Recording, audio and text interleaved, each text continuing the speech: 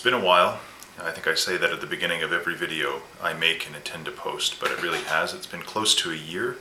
If I'm right, the last video that I posted was in December of last year for the Secret Santa Pipe Community Exchange, which I really hope happens again this year because it was really fun.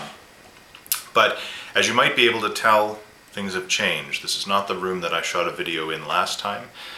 When I shot that video, we were living at the school where I was attending, and since then I graduated, and then in the summer I was ordained, and then at the end of the summer I took a parish elsewhere in the Maritimes, about 3 hours away from Halifax where we were living, and this is the house that we moved into, and this is the study that I am now allowed to smoke in. I think I made a snide remark in the last video about how the dorm that we were in didn't allow people to smoke pipes or anything else.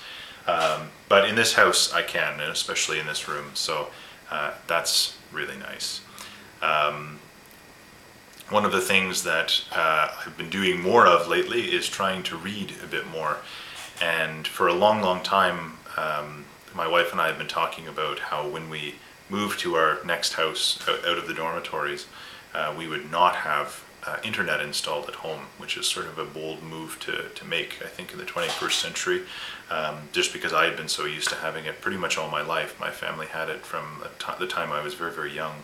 We were one of the first families I knew to have it, but it's been a part of my life for a long time, and I think it just, by the time last year came around, we both sort of said that we were done with it, since it, at least for us, is too much of a temptation to distraction. And I found that things that I once liked to do, like reading, I was a very voracious reader, had just sort of fallen by the wayside, and it was far easier to come in at the end of a day and relax by putting on Netflix or watching YouTube or whatever, rather than reading and sitting down with a book. And so for about a month and a half now, almost 2 months since we've gotten here, we haven't had internet in the house, and it's been really nice, and I've been reading more and working on sort of little projects around the house, creative projects, and it's been great. And we found that even though there's some things we miss, I have an office at the church that has internet just down the road. There's a coffee shop and a library within walking distance, and so if we need the internet, we can get there no problem. But today I wanted to share a poem, one of the poems that I've been reading from a poet lately. I've been really getting into his work, and this is one that I picked for a number of reasons, but I wanted to share that today. First things first, just so people don't get confused and think this isn't a YouTube pipe video, I wanted to share this. I opened this tin this afternoon. I was out fly fishing earlier, a couple hours ago, and came in and went to get changed, and I saw on my bureau this tin and another tin that I got for Christmas last year that I just never opened because I had enough tobacco, and because I wasn't smoking inside, I wasn't smoking a whole lot. And so I opened this. This is GLP's Sixpence that I had never tried and knew nothing about. I'd heard about it, but I didn't know anything about the actual tobacco.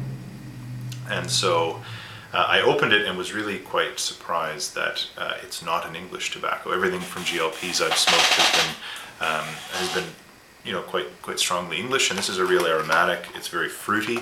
It reminds me a lot of Peterson's Sweet Killarney, which is, I think, a bit more.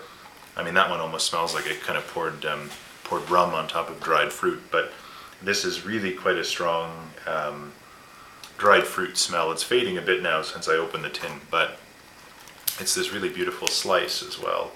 And it reminds me of Sweet Killarney, but what I really like about it, having been smoking it for about 15 minutes now, is that the room note is not quite as fruitcakey or strong and aromatic as the tin note is. The tin smells very fruity, but the room note is a lot more mellow, and so is the taste. And I think what I'm finding with it is that Sweet Killarney was great, but would often burn my mouth because it was such a sweet aromatic, and this one isn't. And could be because of the pipe, I don't know. This is a new to me pipe. It was never smoked, but given to me by someone whose father had it in his collection, and he had passed away. And so it's brand new. It's a Dr. Plum Corsair. I know nothing about Dr. Plum. but it says it was made in England, and sort of a nice little Canadian shape, I guess. I don't know if the stem is, the shank's long enough to call it Canadian, but anyway, a nice little straight stemmed pipe.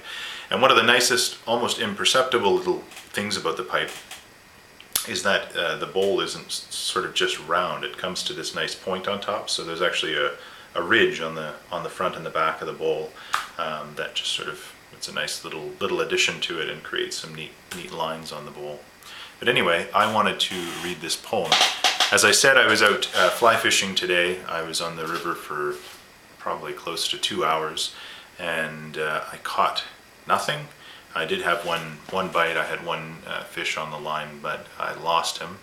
And we're in an extended rainbow trout season right now on the island. So normally the season would be over, and I'm using up every day I can, even a cold windy day like today, to fish. And so this poem is by an author named R.S. Thomas. And R.S. Thomas was also an Anglican minister in the Church of Wales.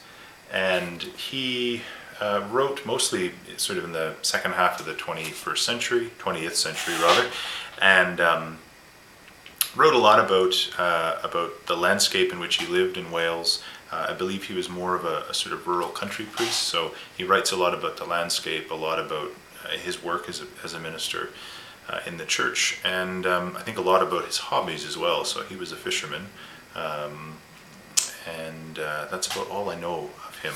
He was someone who came into my life in that sort of funny way where 4 or 5 people in this short span of time began to talk about R.S. Thomas, and I had never heard of him before, and so I thought I'd pick up a book, so I got this paperback of his works.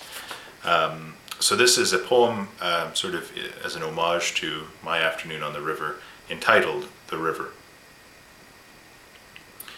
And the cobbled water of the stream, with the trout's indelible shadows that winter has not erased, I walk it, again under a clean sky with the fish, speckled like thrushes, silently singing among the weed's branches.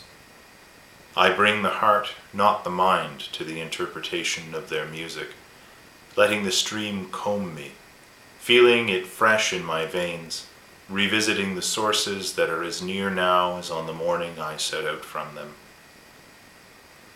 And that was The River by R.S. Thomas. Thanks.